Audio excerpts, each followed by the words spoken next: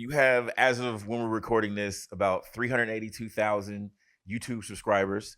So, kind of walk us through how that started when you decided to jump into YouTube. What was going on? What made you want to kind of dive into that? And how did that go? Yeah, let me see if I can answer that without having to tell you my entire life story.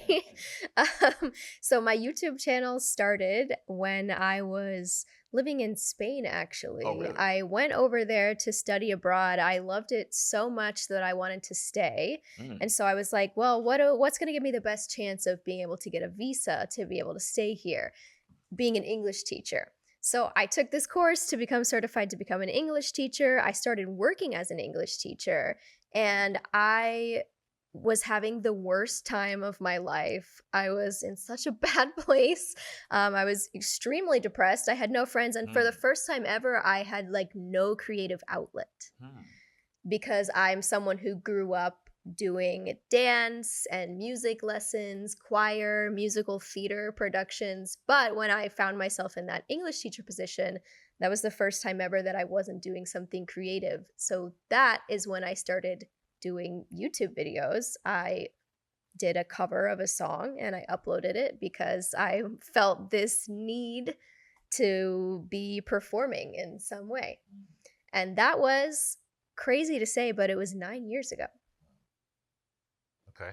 9 years ago. So that's when you started. And what happened with that first video? Was it a situation where it was pretty successful, or you started to see some positive feedback, or you started to see a lot of views early on? Or was it a situation where you just liked doing it and kept doing it for a while and then something popped off?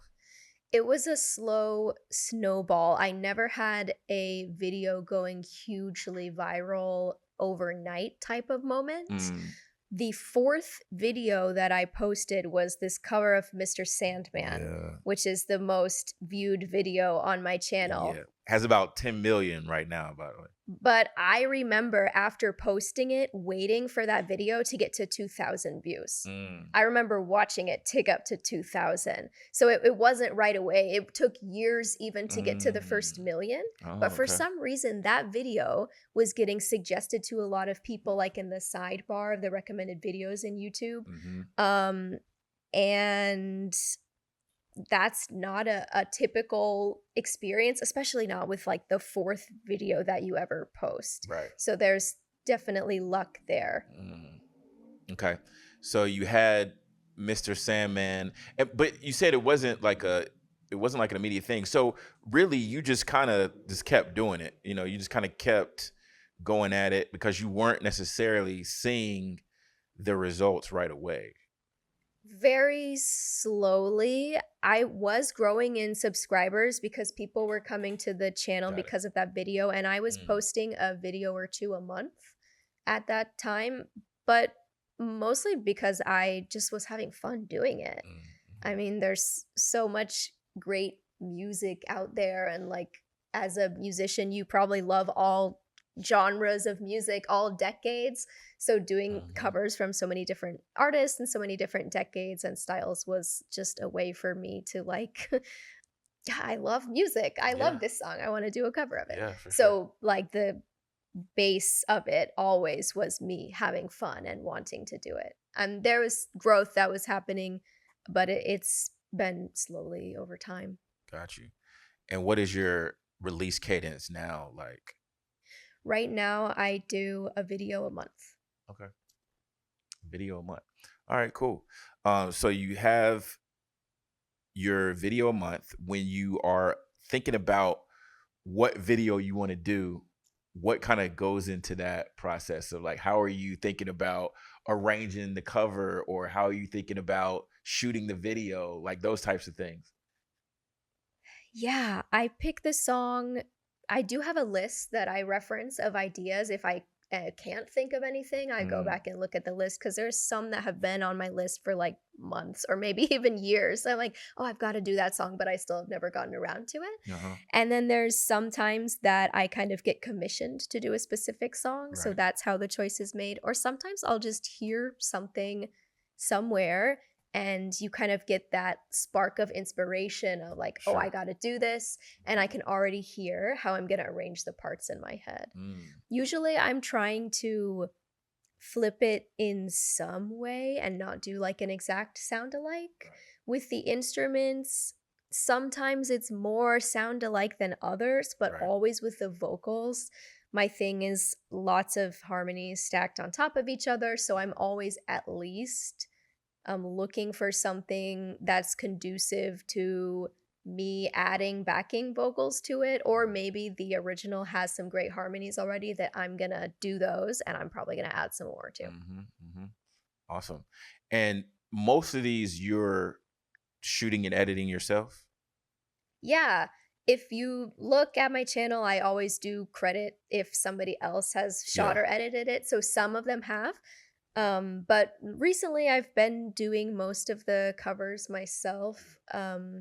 The original music, like big music videos, I always work with someone else on those. Got you. Yeah. Yeah, I do remember seeing like on Bulletproof, for example, you had somebody work with you on that one. Yes. But then a lot of the other ones, it seemed like for most of them, it seemed like you did them yourself. Most of the ones that are in like the typical split screen style that I Yeah. do Yeah. are simple enough. Simple. I mean, the shoot is simple enough to be for me to be able to do it Yeah. myself.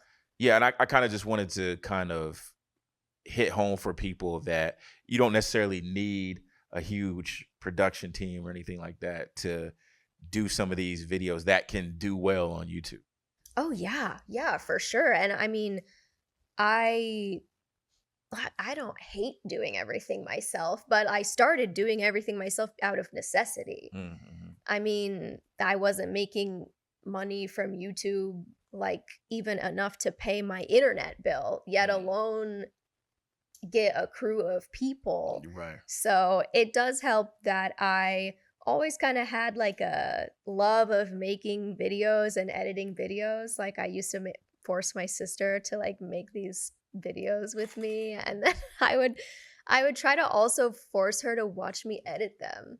And Okay. she would get so bored. And I would be like, no, this is super interesting. Like, just sit at the computer for hours and watch me edit. So I always like had that in me, I guess. Uh-huh. But but yeah, um I studied video and audio production in college too. Okay. So a lot of the skills that I'm using on YouTube are kind of, it's like the perfect storm of things that were with me all along. But I think that someone who doesn't have that same experience still can totally do a DIY thing. And it doesn't have to start with super expensive gear. Mm-hmm. And it doesn't have to start with you buying a bunch of stuff. It's just starting with what you have Mm-hmm. and learning and improving as you go. Yeah, no, 100%.